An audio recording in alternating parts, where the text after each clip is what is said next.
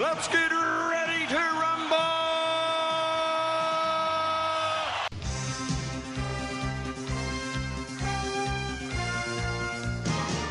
Hello and welcome to Netflix vs. Cinema, the podcast that is so looking forward to what Sharon has to say about Persuasion this week. My name is Tosin, and I am the host up in Midlands in the UK. And joining me as always on the Isle of Wight is the aforementioned Sharon Bollen. Hello. Yeah, I can hear the knife sharpening already. Joining us from Bournemouth is Shaun. Shaun Harris, Bugman, yes. And joining us from London is our London correspondent, Holly Nesling. How are you? Hi. Right, okay, first of all, okay, with everything that's been going on this week, we are all based in the UK, and if you're not aware, in the UK we have had record temperatures this week. So the first thing to do when you speak to anybody is, are you guys doing okay? Did you guys survive the heat wave? Yes. Yes. And fan, air conditioning. I was on the beach. Oh, someone just wants to come. Is it all right if someone just comes and says hello? Okay. This is my little nephew Charlie. Hello, Charlie. Hello, Charlie. I want to say hello to you. How are you? Yeah. All right. There he is. Right, we better get on with. Hi, Charlie. We're having a visitor. Okay, that's it. I think we've all had people visit. He really wanted to say hello. Sorry about that. Nah, not at all. All right. So, Shaun, you said you were on the beach. I'm guessing you were having memories of Thailand. Yes, definitely. Even text I've got. There's a couple of buddies that I've got over there, American guy and a Canadian guy and a Hong Kong guy, and we've got a little WhatsApp group. And I took a picture and was like, yeah, and they're like, oh wow, looks good, but get back here soon. So yeah. Yes. So for those of you who might be listening, and this might be your first time, Shaun recently spent quite a bit of time in Thailand, and I like to think that we were the only reason he came back.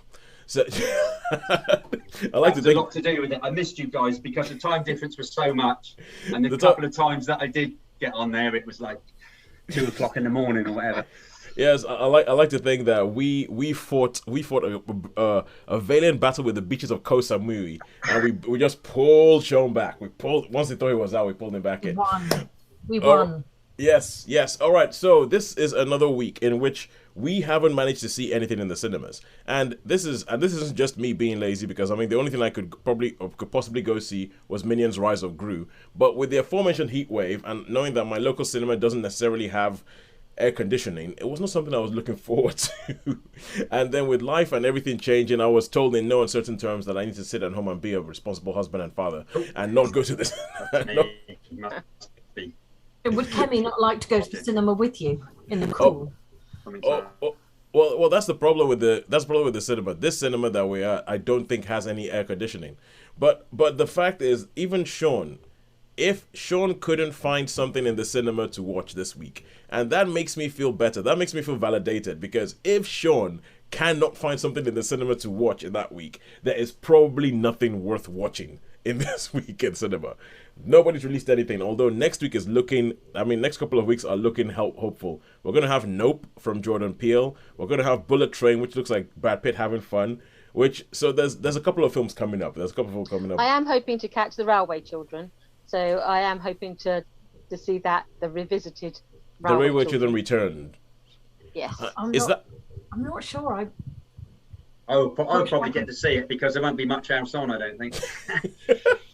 Well, I just don't expect anything small and British to come to my local cinema, because apparently they don't like British films. They only like big blockbusters, and Americans are those. But anyway, we're going to have another episode where we're just going to be talking about what we've seen at home, because Netflix has won this week, hands down already. But before we do that, we have Feedback Corner, where we put our reviews up on YouTube and put them on Facebook. Every now and then, people get back in touch and tell us what they thought about our reviews, or whether they agreed or not. And we have two things here. We have one for Elvis and one for The Long Road to War. So, Shaun, I mean, you reviewed both of these. Yes. Elvis, I think Sharon got involved with that as well. And we had a comment from a YouTube channel called To Hell with War that just says it's a great documentary. We're talking about The Long Road to War. So that's, agree with you, Shaun. And we've had one on an Elvis review, and all this is a guy called Stephen Pomeroy, and all he's just said is "brilliant movie!" exclamation mark. That's all he said about Elvis. So feel validated that you guys, yes, people out there agree with what you said. So we're going to carry on now with what it is we have seen at home. And I think each one of us has at least one thing that we have seen at home. And as I've already said before, we do have, for me, the pièce de résistance of this episode, which is Sharon talking about Persuasion on Netflix. Ooh, I can see that. I can see that face building up. Oh, look at Sharon. Oh, my word. You can see it. Your nostrils are flaring already. Your face is getting... If this was a Tex Avery cartoon, there would be a valve in your head with steam coming out of it. But because Shaun, you have to go away somewhere. So this week you saw The Boys season 3, and you wanted to talk about The Boys season 3. I've also seen this, but I'll let you take it away. Tell us a little bit about The Boys season 3. We'll kick off there. Okay. What is this all about? Yeah, well, The Boys, for people who aren't aware, it's basically a superhero team, I suppose, a cross between Justice League and Avengers with so-called superheroes who should we say, or a few of them are not particularly superheroes. They're not really, really nice characters. Yep. And there's this other group of people called the Boys that are trying to take them down and bring them down. And so you've got like these two groups. And lines are very blurred, lines are very grey. But one of the great things about it is they are so based on comic characters and even and even that DC MCU universe. And I mean, they make no bones about it. You know, like you've got Homelander, who's definitely Superman. Homelander is obviously Superman. There's no two ways about it. Yeah. And in this last series, in this series 3, you introduced to a new character called Soldier Boy. Now, Soldier Boy, shall we say, he carries a shield. He gets, experimented on by Russians, and which also it's basically he tells stories about storming the beaches of Normandy and leading like a charge. He's totally based, obviously, on Captain America with a bit of Bucky Barnes or a bit of the Winter Soldier, because he's a cross between the Winter Soldier and Captain America, and there's no bones about it, is there? Really? Yeah, there's no bones about it. Yeah. That character. And you've got a character like Aquaman, Aquaman called the Deep. Oh, the Deep. Oh God. Totally. Oh, and I mean, bear in mind, this is a real adult, and there's some, the Deep.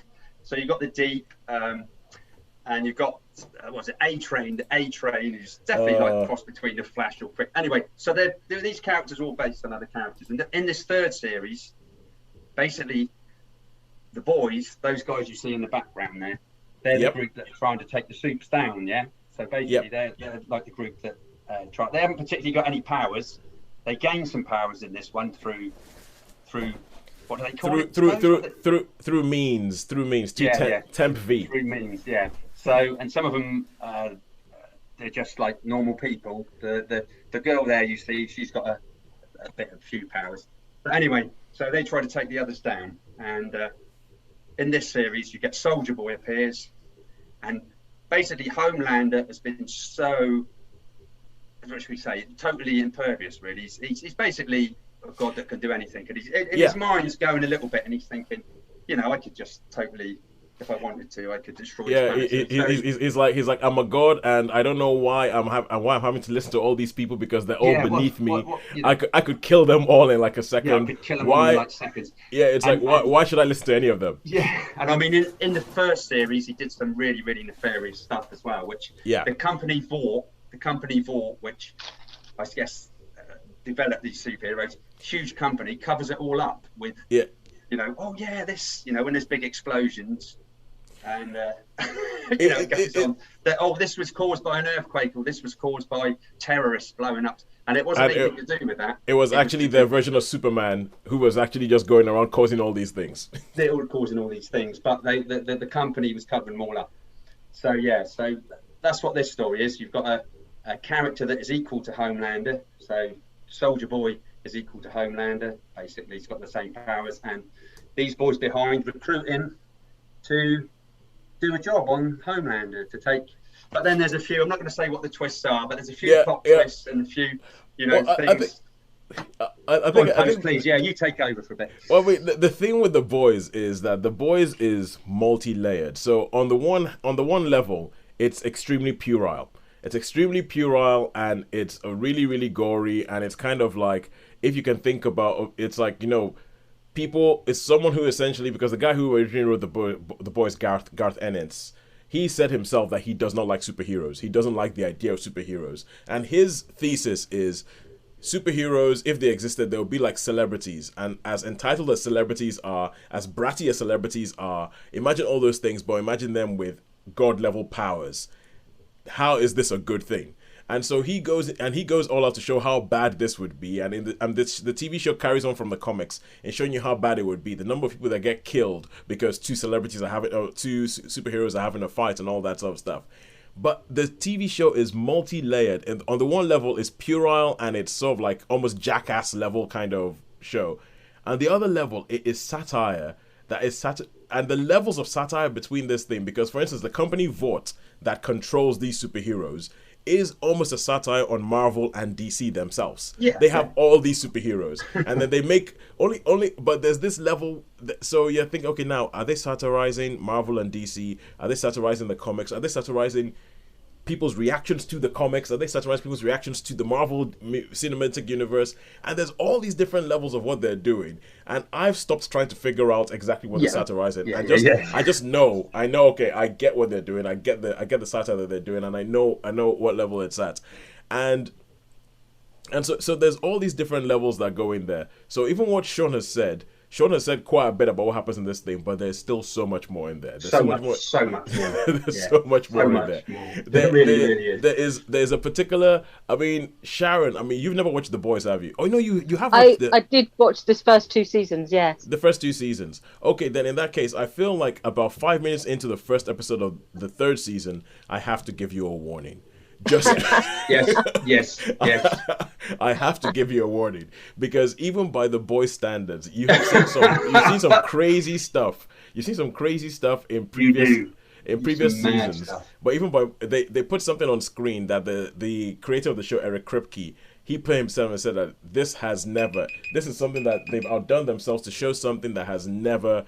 It's crazy and has never been seen on screen before. When you think about it, it is kind of crazy, and I don't want to spoil it. There is an episode episode 6 is called Herogasm, which I thought was going to be the crazy episode, and quite frankly, it's a bit tame. It's compared to what Herogasm was like in the comics, which is what I have in my head. Right. Yeah, it's a bit tame, but but I think that the Boys also does this whole thing because it has strayed well away from the comics now. It has gone away, but every now and then you can see an element of a comic that's coming back in, where they've given a line or they've given a purpose to another character, or they've changed what one character does to anything, and you can see how they've changed it, but I think they keep the same heart of it, which is, there's a line where Mother's Milk, who is behind Shaun, he is the one in the middle. Mother's Milk, he's the one in the middle, the black guy, and he says the point of the Boys is that nobody should have these powers. And that stays in the heart, where these people say these people shouldn't have these powers because these powers only lead to bad things happening to people. So almost everybody in The Boys has a personal reason why they want to fight against superheroes, because superheroes have killed somebody that they know, killed somebody that they love, and have never answered for it.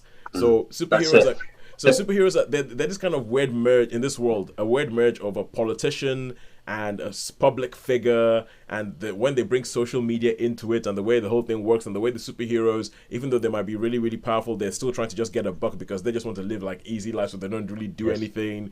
And I think the show is very clever. It's very clever. I think it is. Yes, I agree. Totally clever. I think it's probably the cleverest show you'll ever see that has exploding viscera everywhere. Yeah. and as I say, it is very, you do perhaps need a strong stomach, shall we say, or you do need to have an open mind, because there's some pretty near the knuckle and visceral scenes in this series. I think so. I think there's a bit of it where each season they sit down and they go, right, you know what we did last season, we have to top it. and so they now start thinking, all right, cool. What could we do with the powers of this person? What we could do if somebody had the powers of Ant-Man? How could that go wrong? What would we do? What would we do if somebody was like, Aquaman? Let's go to all it's almost as if they go, let's go to all the 4chan forums online where people say all sorts of horrible things, and let's make that happen. The octopus, best friends, the octopus. Sort of stuff. Oh god, no. Let's not even go to the octopus. Let's not go to the octopus. Anytime the octopus, like there's a couple of scenes with the octopus, and no, just no. Okay. So Shaun, I mean, I think that's about what we can say without giving any spoilers in it. Good. Especially if you have been following the comics and everything like that goes on. Oh my god, there's even a satire of things that I just remember the satire of during COVID. You remember when Gal Gadot, she did this whole video where people were singing Imagine. Yeah. There's a bit where they go for that in this. They go for that, and it is cringe. It's so cringe because they satirize that like almost nobody is safe, and the way they do it, and the way it's up to date, and the way it's clever. I think that's the thing. But anyway, I'll stop talking. Shaun, how many stars would you give The Boys season 3? Okay, on the whole, the series on the whole, I will have to give. I'm going to give it a 4-star because there's enough in there. I think it's very cleverly done. Like you say, there's a lot of layers to it. Some people might find it offensive, but I think on the whole, it's very, very clever. Really, really enjoyed it. It makes no bones about what it is. It's not trying to be any, and I love, as I say, in this series as well, I did like Soldier Boy. I did think he was a good introduction. For some strange reason, I don't know why, because he's not particularly nice. But I did like the character because, Yeah, so I'm going to give this one a 4. I'll give this one a 4. I would agree with you. I would agree with you with the 4. I'll agree with you with the 4 because I think, and you said about some people are going to get offended. I think that The Boys is designed to offend. To do that. I think if you have any sort of sensibilities, The Boys is designed to at some point offend those, to find what the sensibilities are and offend them. And for instance, you know how you said Soldier Boy is Captain America, and there's always been this thing, and ever since the MCU started, and people said that Captain America is a boring character. Hang on a second, if Captain America was around during the 1940s, wouldn't he be a racist? Wouldn't he be out of touch? Wouldn't he be misogynistic? Wouldn't he? And essentially, Soldier Boy is essentially all those wouldn't he be. So because he's from a different time, because he was around during the D-Day landings, he was around in the 80s, he's now in the modern day New York. And it's kind of like everything that a granddad who is out of touch because it was okay to say this at the time, that is what Soldier Boy is.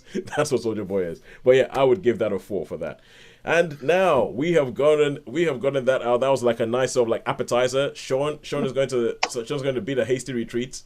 Yeah, I'm gonna go. Thank you for that. No problem. I will listen to that because I can see Sharon's I'm going to love it because Sharon doesn't. Hopefully, she's going to go into a tirade because she doesn't. She's very calm, cool, and collective, very measured. But I'm hoping to see her get on this one. You can see the face. You can see it coming. I'll see you guys later. I'll see you later, Shaun. Yeah, because as Shaun says, Sharon, it is. I don't think any one of us will argue that Sharon is the nice one. Sharon is the nice one. Sharon is the one. I mean, I hate to be like the stereotypical sort of thing. Like, oh yeah, you have for ages before Holly came and so addressed our gender balance. So for ages you had 2 men and a woman, and it was like the stereotypical thing that the woman was the nice one. And Sharon was every now and then she's reticent to be too mean about maybe is anything like that. But every now and then something comes along that really gets up Sharon's nose and all that sort of ire that she has saved up that she hasn't used in all these other films gets directed at this one film. Rambo Last Blood, we're looking at you. And now we have found somebody to have some to keep Rambo some company on that shelf, and this is Persuasion. Sharon, I'll wound you up. The floor is yours. Go. Let us know what you think. Boy, oh boy, oh boy. Where do I start? Right. let me just give my credentials. Yes. I am an admirer of Jane Austen's work, and I have enjoyed many of the film adaptations. So in some ways, I don't regard myself as being a purist. I mean, and that sounds like I'm almost like trying to defend my position later on, but I don't regard myself as a purist. So I'm happy that, you know, because Jane Austen spoke about the human condition, she understood the human condition. So I think her books are prime for adapting, for modernizing, for, you know, inspiring other things. Bridget Jones's Diary wouldn't exist without Pride and Prejudice. Clueless wouldn't exist without Emma. Yeah. So there is scope to take that work and then to think, yeah, this underlying all of these issues, it's very modern. And then you get something like Persuasion that comes along that is utter drivel. That they have no understanding of the work. They have no appreciation of the tone, the feel, the themes, the dynamic, they have no clue, basically, what they have read.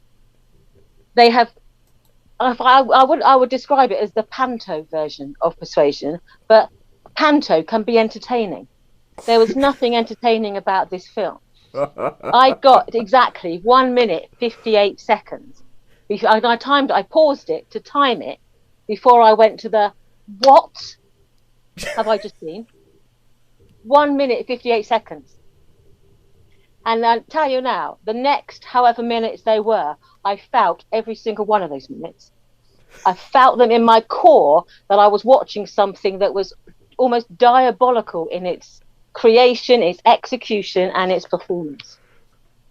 Let me go into details, but without bombarding you. Basically, I went so far as to finding my hardback version of Persuasion. Yep. And Anne Elliot, who is the heroine of Persuasion, is described literally in the beginning of the book as someone of great character and of elegance of mind and sweetness of character. Now, someone described because of their elegance of mind does not lie on their bed in the middle of the day stroking a rabbit, drinking red wine straight out of a bottle in the first 2 minutes of the film. So she's been infantilized because she's obsessed by a rabbit. She's self-pitying because she's moping around 7 years after the end of this pivotal moment in her life, apparently, because someone, you know, she's now an ex. And I quote the film. And she's drowning her sorrows because obviously she's, you know, got nothing else to do but lie on her bed and drink straight from the bottle of a bottle of wine. And the person who persuaded her to do all this is Lady Russell, who is again described in the book as being of a steady age and character. So not necessarily the sort of person who would go on foreign holidays just to have easy casual sex. You wouldn't think, would you? But that's our Lady Russell in the book. They obviously didn't read it, did they? So, and then you go on. Sorry, I'm just going to just say, I know about bringing something to the modern audience, and they put in things that are to the modern understanding. But if someone is going to Bath and then your sister says, you know what, a 5 in London is a 10 in Bath, but hey, Anne, you'd be a 6. What the hey? So okay, it sounds like you're saying that essentially, did they add things that weren't in the book? Absolutely. And they basically lost the whole thing. The whole point of the book is Anne Elliot is now at the age of in her late 20s. She's 27, but in Jane Austen's times, that's basically, you know, 47. Yeah. When she was young and in the bloom of her youth, she fell in love with a young naval officer, Captain Wentworth. He wasn't a captain then; he was just a rating in the Navy. And she was persuaded by Lady Russell, who basically, when her mother died, Lady Russell became like the feminine influence in her life because her father was like vain and a little bit of a spendthrift. Yeah. So Lady Russell was brought in basically to look after the 3 daughters of this family. And Anne is the middle child. She was the sensible one. The youngest daughter got married. The oldest daughter is very vain, but very beautiful. So she felt that whoever came near her, they weren't quite good enough for her. So she's still single. But Anne she fell deeply in love when she was a younger girl, and she was persuaded that because of his lack of money and basically that his lack of prospects, being just a rating in the Navy, that it wouldn't be the wisest choice to marry her. And she listened to this sound advice and so did not marry Captain Wentworth. And now 9 years later, he has been very successful in the Napoleonic Wars. He's taken many prizes, so his personal wealth has grown, and therefore his personal eligibility has grown. So from being a poor prospect, he's suddenly become a very attractive prospect. And Anne comes to the realization that when she was persuaded to say no to Captain Wentworth, that it wasn't the best choice. The fact she loved him, but she was persuaded against her better judgment to turn him down. And she has lived with that, and it's been her regret, but she has lived with it. And so she's taken on the role of looking after her sister's children, supporting her father, basically being the steady influence in all their lives. Yeah. And when Captain Wentworth comes back, because there's a sort of, don't want to go into the story, she's then they're then brought into the same circle again, and they almost like circle each other, where they're both aware of each other, and he's restrained by the fact that he was turned down, and she's restrained by the fact that she turned him down, and it takes the whole novel and all these things. Jane Austen type things happen.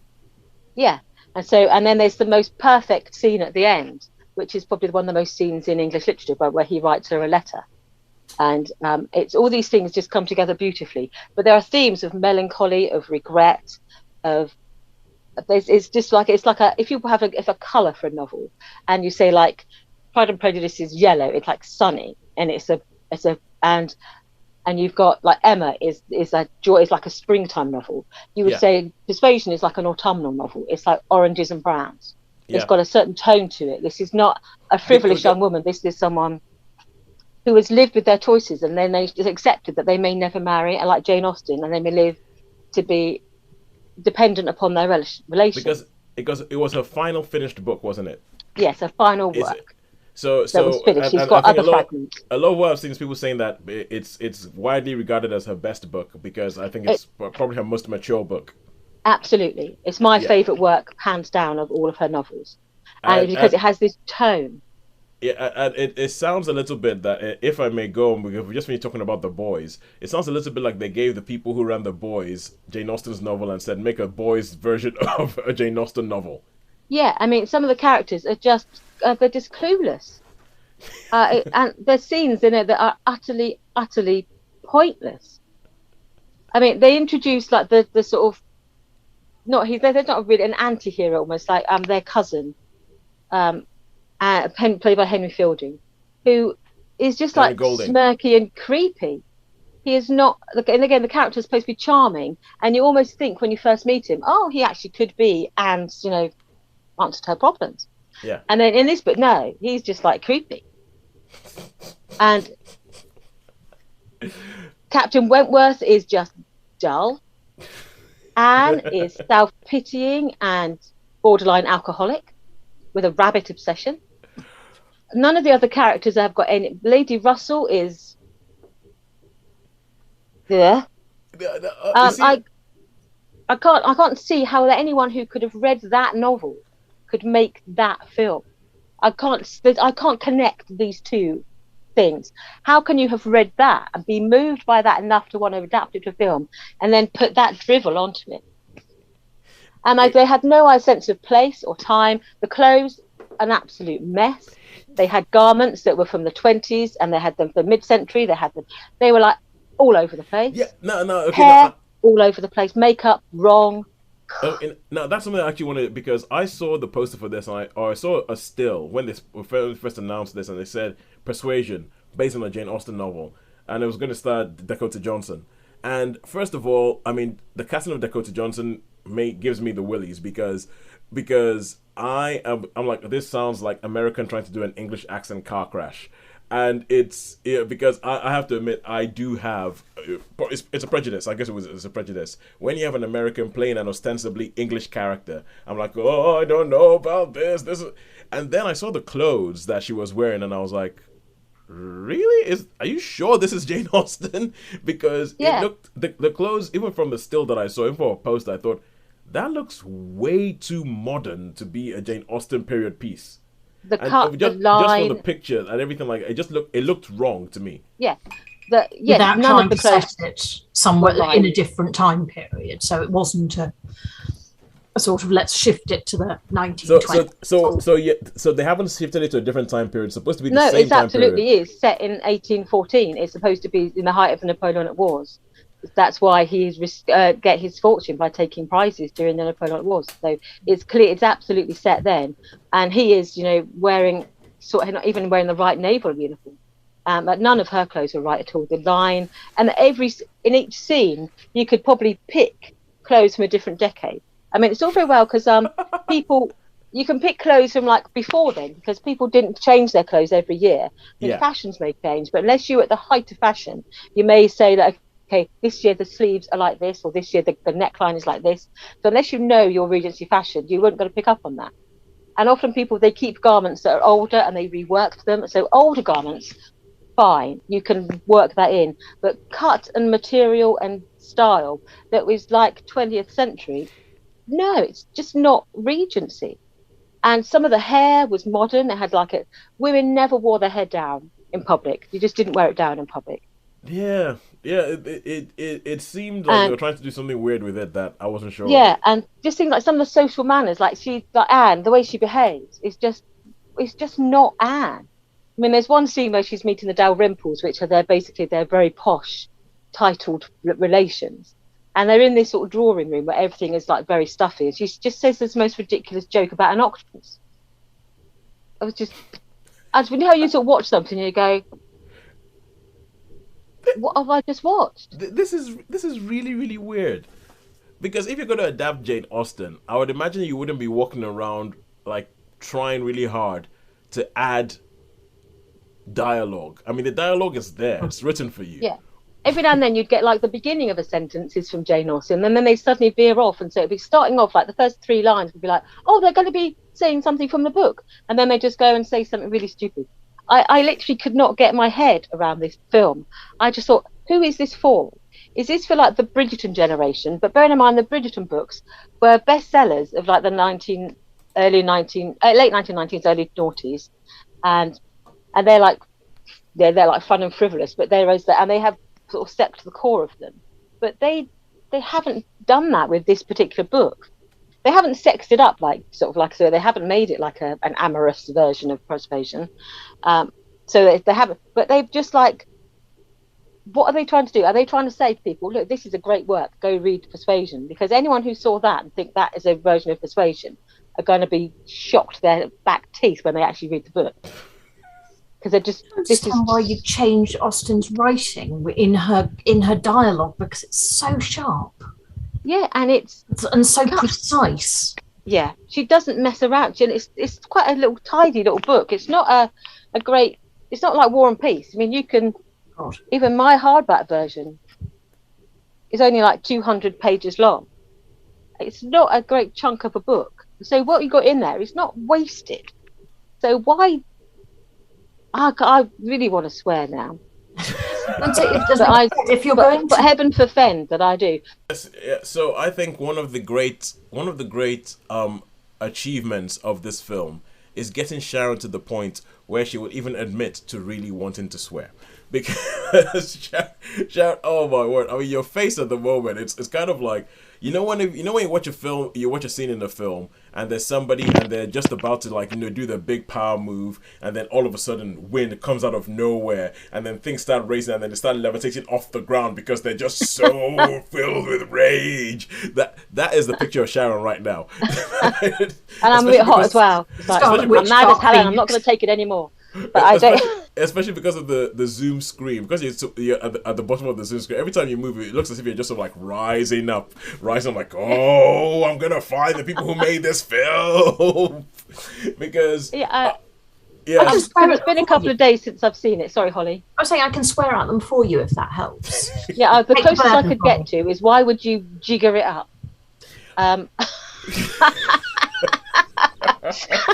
But this does sound extremely. It sounds extremely weird. It sounds extremely weird. This sounds to me like somebody got the rights to Persuasion, and they love Persuasion, and this is me creating a whole narrative, and they've been trying for ages to get the film made. And when someone finally says, "Oh, we'll give you some money to make it," then you're like, "Yes, cool, let's make this film." And so they go hire a director who's never read the book. They go hire a whole bunch of people to put them together, and then they just keep making concessions because they just want to get the film made. And by the time the film is made, you're like, "This looks nothing like what I envisioned." But because they do the whole Fleabag thing where she talks to the camera, you know, she looks and she smirks at the camera, and you get the whole Fleabag thing where suddenly, you know, she's talking straight at you through the screen. It worked really well, but the thing is, I can imagine that working with Jane Austen and some adaptations of Jane Austen. I can imagine that working, but it sounds like you would need to have, it's a bit like Baz Luhrmann doing Romeo and Juliet, but doing like the old school language, but everything is all modern and stuff. But that was well thought out, and it was actually fun. And if you followed things through, you could do it with Emma, certainly, I think, and you could almost probably do it with Northanger Abbey, which I think would probably work, because that's sort of like there's sort of an irony to those, sort of self-awareness. I dislike Emma, so I hope they don't, because I don't want to have to watch another Emma film, except for Clueless, which I do like, which is weird, because, I dislike Emma with a passion. Okay, so we're getting to the point where I have to ask the fateful question of how many stars would you give this? But before you say that, I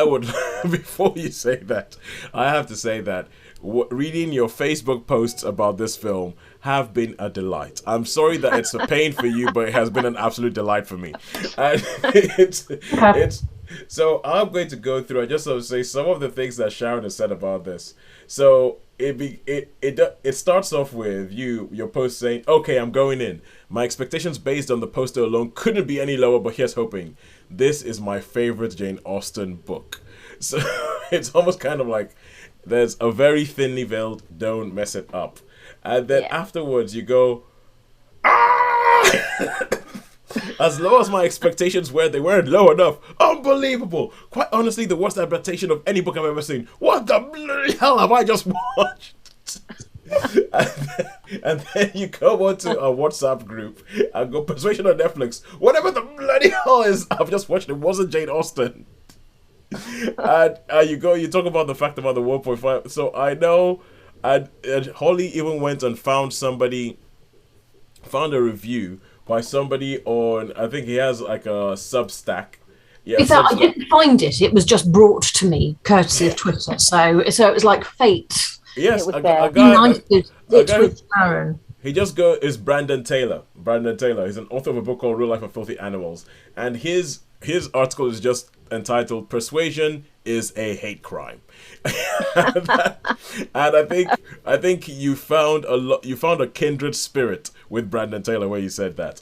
But fateful word has arrived. Sharon, how many stars would you give this? It's not an option. I say we can't give it no stars.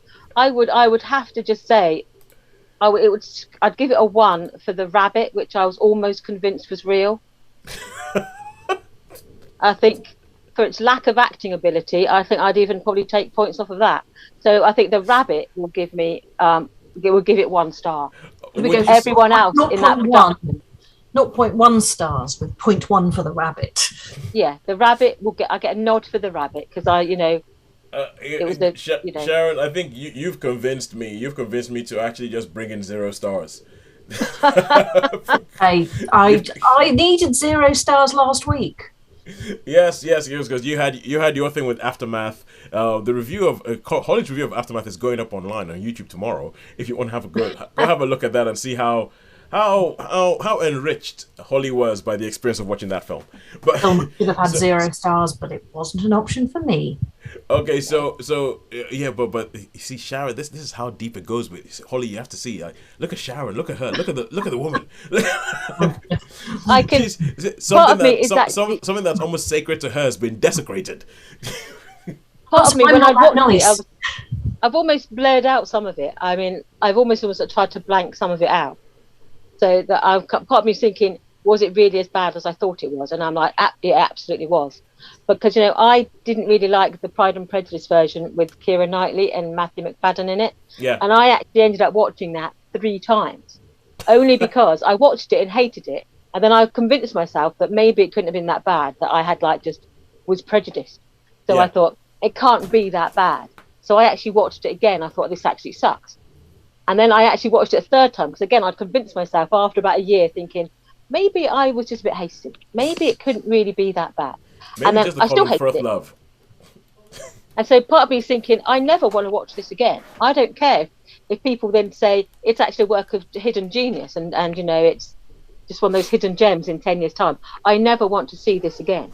Okay. I never want to have it mentioned in my presence ever again. Okay, but just a couple of times, just before we totally consign it to the rubbish bin, to the rubbish, to the incinerator of history, before we consign it to the incinerator of your mind, would you say Bridgerton was a better adaptation of Jane Austen, even though it isn't, than this is?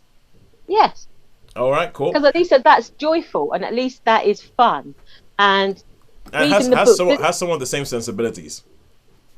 Yeah, I mean, it's not Jane Austen because it is effectively just a modern love story about it, and that is in some ways an exploration of sort of a woman's sexuality and how, in some people regard the Regency as being, if you lift their skirts, they've got legs of straw. I think it's been described because people don't regard them as being like real women, because they're sort of stuck in this time capsule. But I think with Jane Austen, they are real, breathing, living women. And I think so.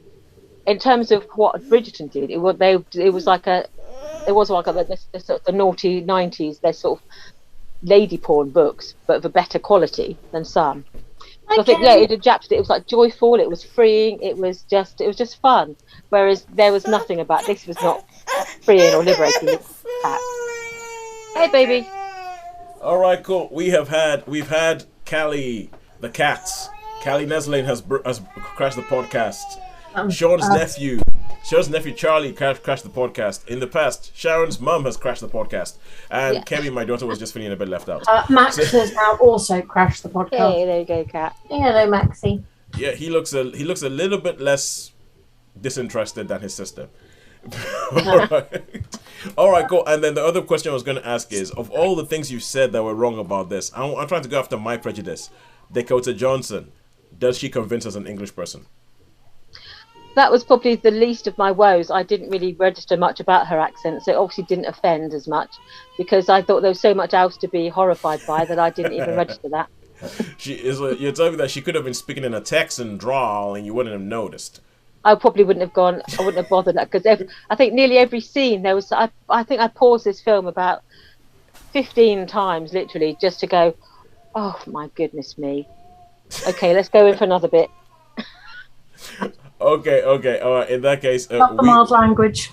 Okay. Sharon, you have done great work. You have done great service. Please do go lie down in a corner and and begin the process of expunging this film from your memory. Yeah. I think after I finish the book I'm currently reading, I might just have to go and reread it again, so this becomes the dominant version of Persuasion that I remember. Yes, sending a fan your way. Yes, just go like, okay. Okay, and now, Holly, we go over to you and what you have seen this week. So I believe you are going to be talking about The Lincoln Lawyer. Well, it's either that or not quite the worst film I've ever seen. So I'm sort of umming and ahhing. So I'm actually going to veer towards the not worst film I've ever seen that was a straight-to-video. Because, why not keep the scores low? So today, I decided, because I need some background viewing, to watch a film that Amazon presented to me called Ice Sharks. Come on. I mean, with that title, you know exactly what you're letting yourself in for. I know, but I have a strange fondness for bad shark films. I have a feeling that you have absolutely nobody to blame but yourself for this. I do. This is true. I'm not seeking to pass responsibility onto anyone else. I mean, I have watched Avalanche Sharks, the film about sharks that are the spirits of a mountain that swim through snow, combining scantily clad women, hot tubs, and snowboarding, a genre that most people did not see coming and yet exists. Or Ghost Shark, the ghost of a great white shark that can only attack you when you're wet, so watch out for leaking fire hydrants. Have you seen Sharktopus?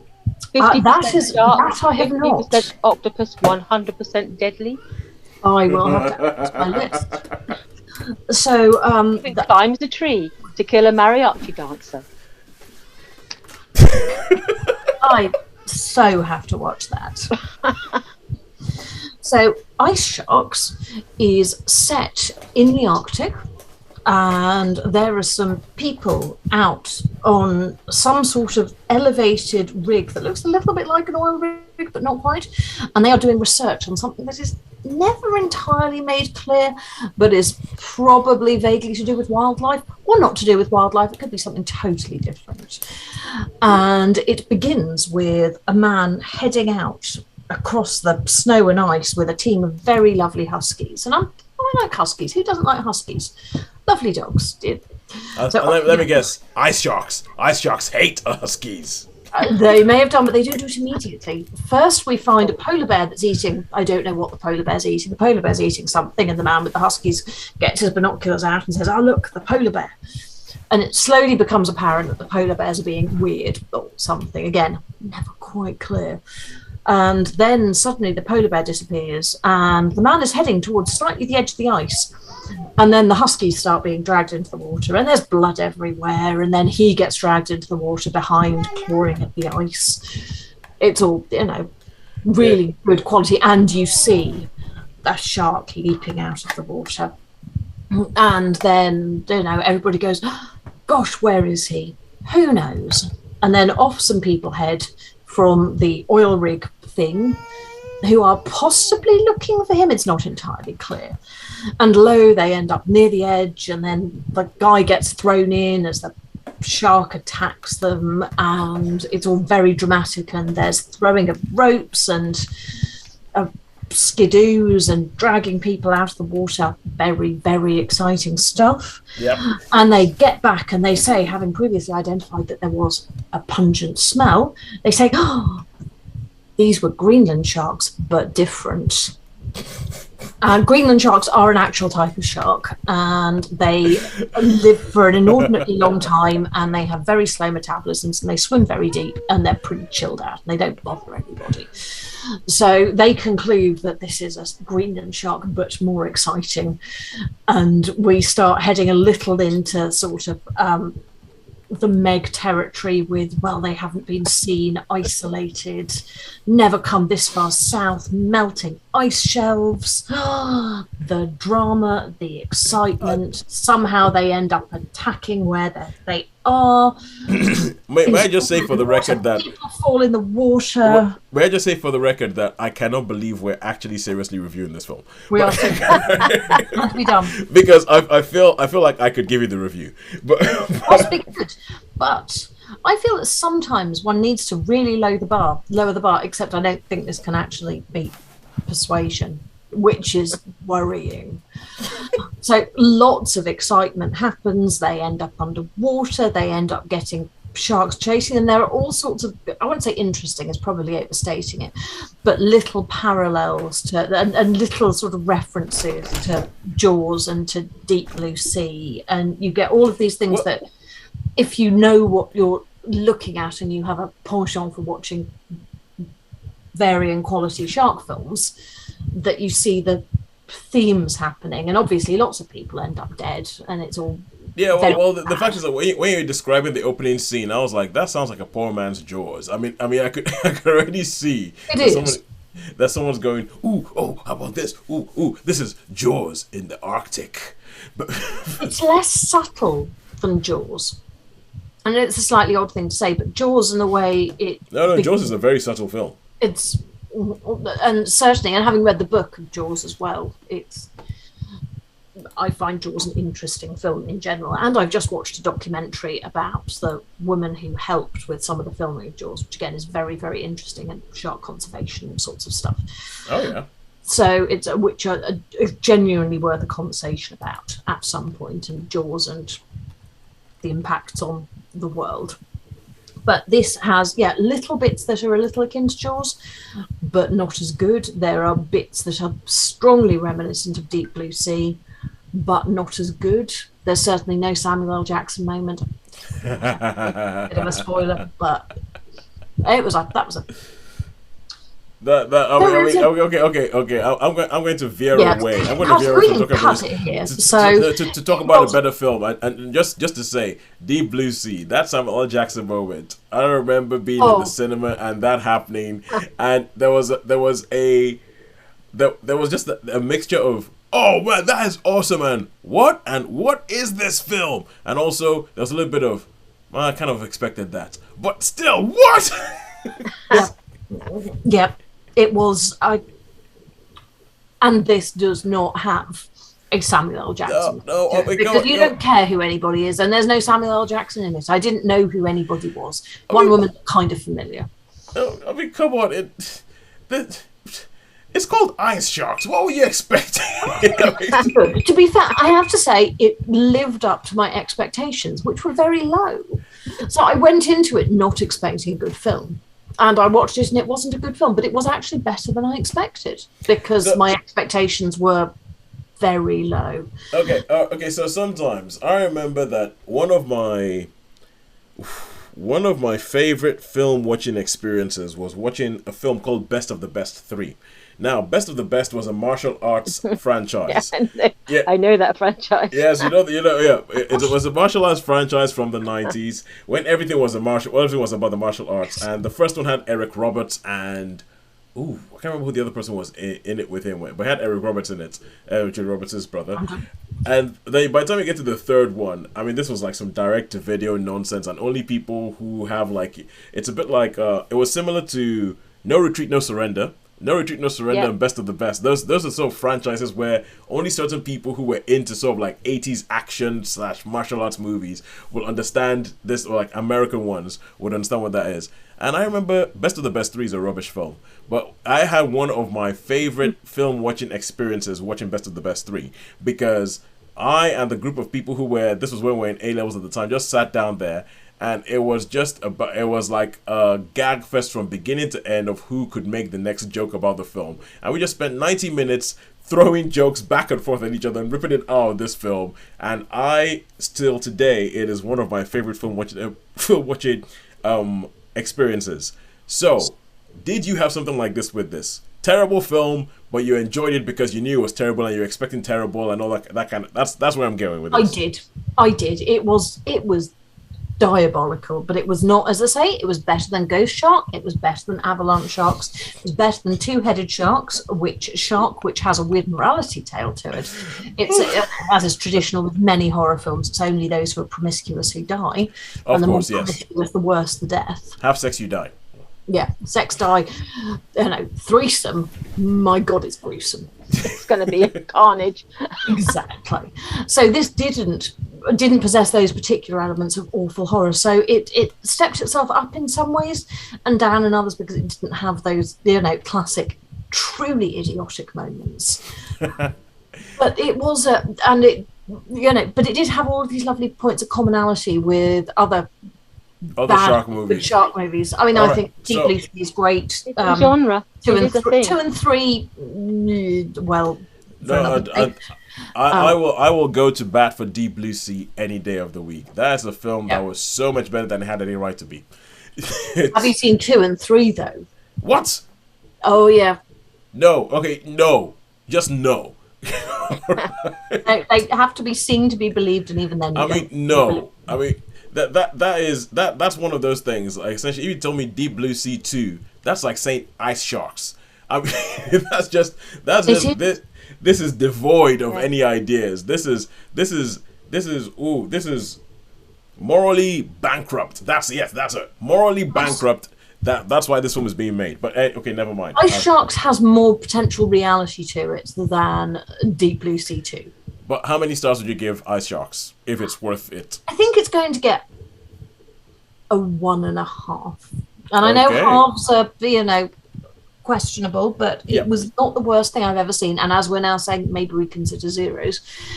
I'm sorry. Persuasion has broken the podcast. Persuasion has just is destroyed all reality. Nothing means anything anymore.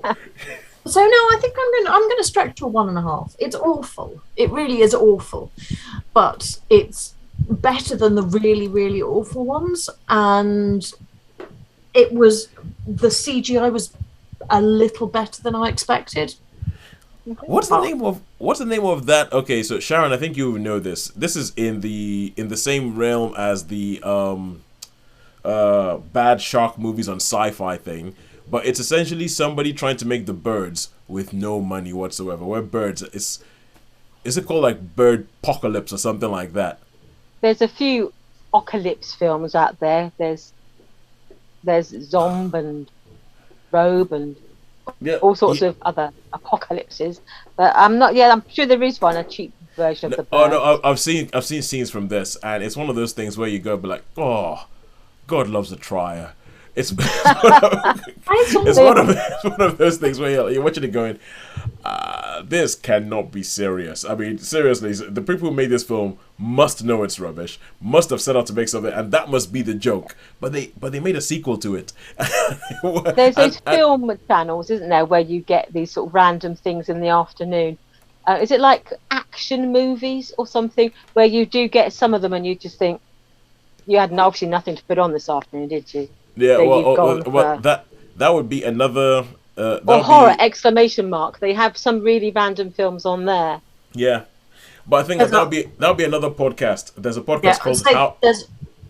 There's also got to be a whole other conversation at some point about The Birds, which is never as good as the book.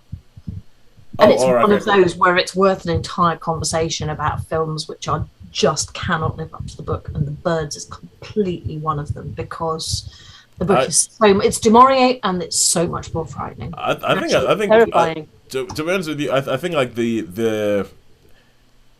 a more surprising conversation would be films that ended up being better than the book, because I think like I think that saying that a film is not as good as a book as the book that it's based on is kind of par for the course, because I actually think it's very, very difficult and nigh on impossible for a film to be as good as a book that it's based on.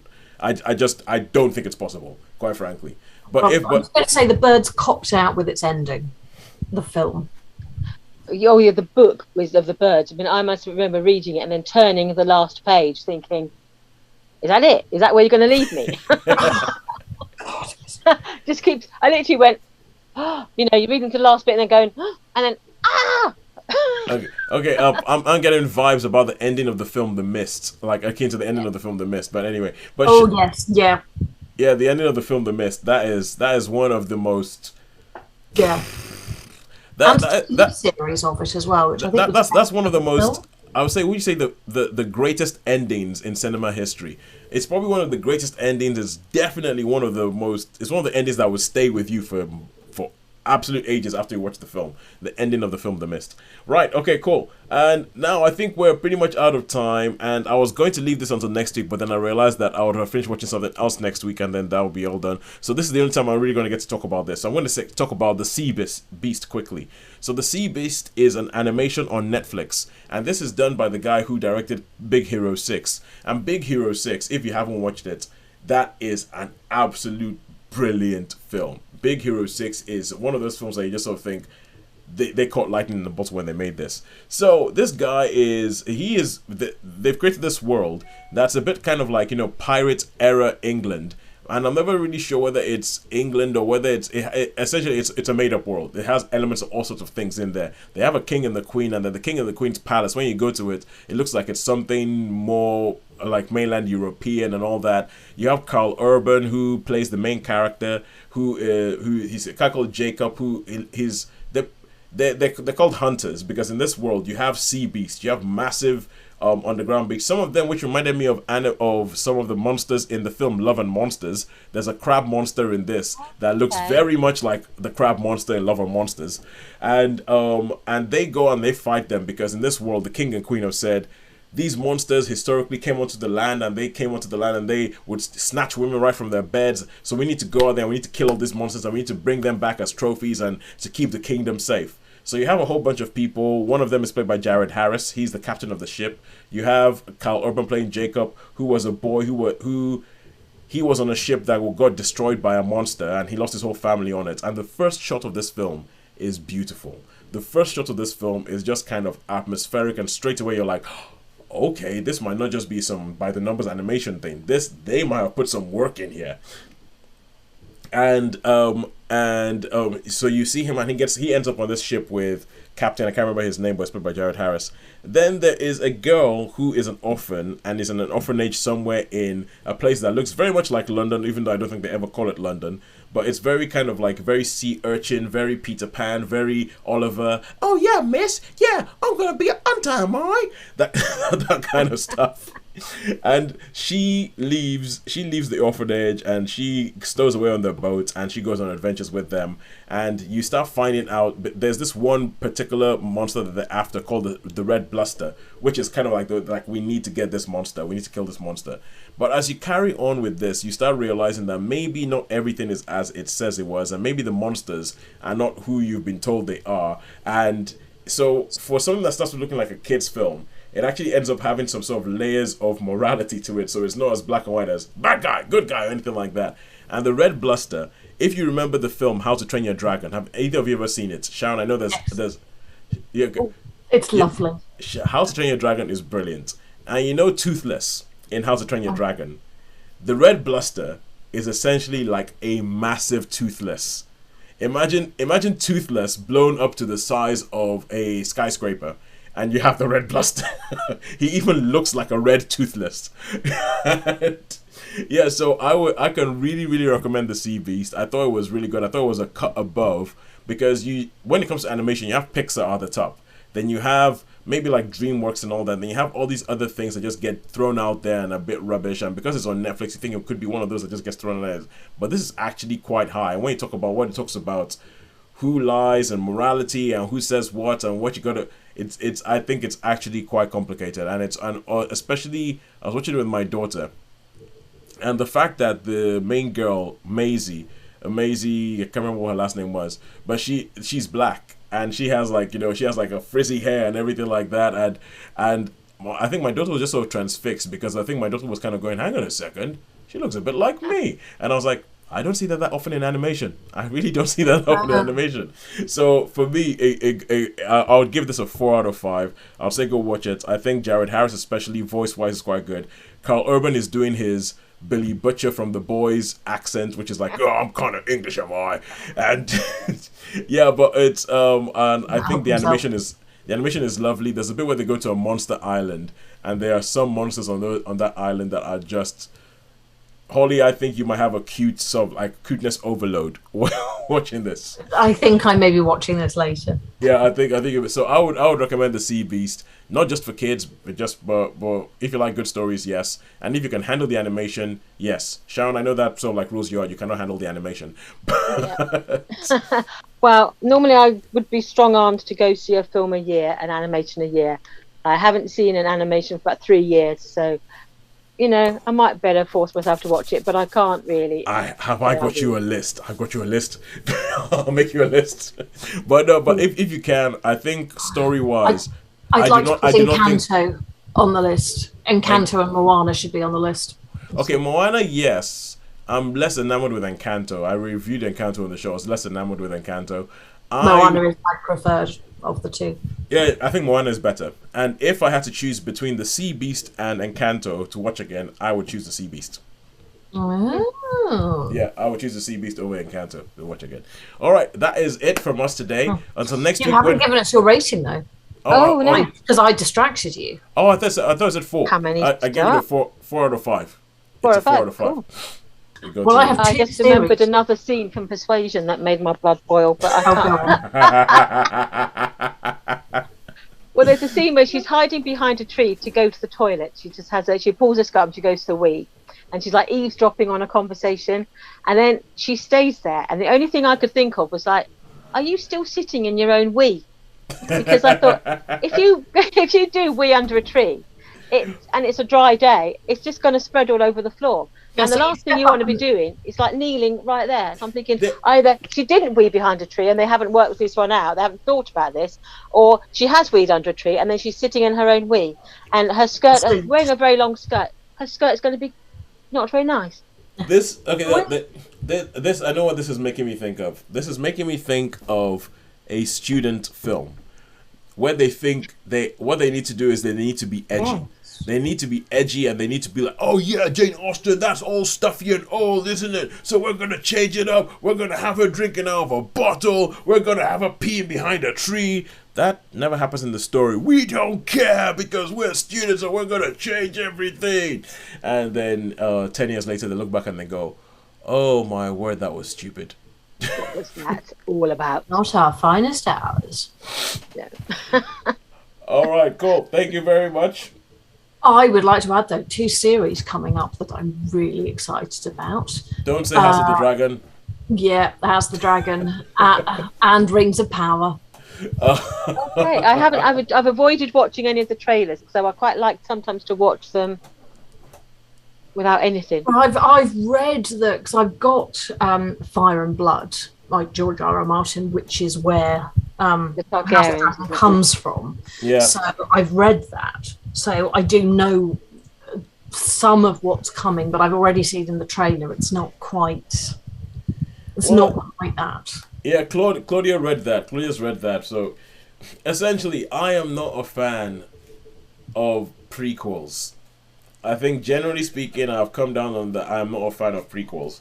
And the fact that both of these are prequels sent thousands of years before the stuff that you cared about. 200. 200 in what? In which case? That No, I mean House of the Dragon's 200, but Rings of Power is a lot longer. That's got to be. That's thousands. Yeah, thousands. Is that Ellen in there? Yeah, and I'm just like, I don't wanna. I actually want to watch it, but the bit I'm knocked about is that the stuff they've got in there is based on the Silmarillion, except I don't think, and I've never made it through all of the Silmarillion because I just don't have that much time on my hands. Because you actually have a life and you want to go do other things. It's harder to read than War and Peace, and I've never finished War and Peace or Anaconda. Oh, I liked War and Peace. Can't do it. I've tried 5-6 times. Never happens. I just get bored. Which is ridiculous. Someday maybe, but it's the Silmarillion is just dense. But I think Rings of Power is based on much the Silmarillion, except I don't think there are hobbits in the Silmarillion. No, there aren't hobbits in the Rings of Power. There are some things called Harfoots, which are hobbits. Who are the predecessors to hobbits apparently. One of them is played by Lenny Henry. Okay. Unexpected. Yeah. So I've read stuff about it. A point in its favour. I've read stuff about it. I just not particularly in not that interested. But I like Tolkien. But until next week, when hopefully they'll release something in cinema that we get to watch. I think there's the League of Super Pets coming. There's which may or may not watch, but we'll see. But anyway, until next week, it's a goodbye from me. Goodbye from me. Goodbye from me.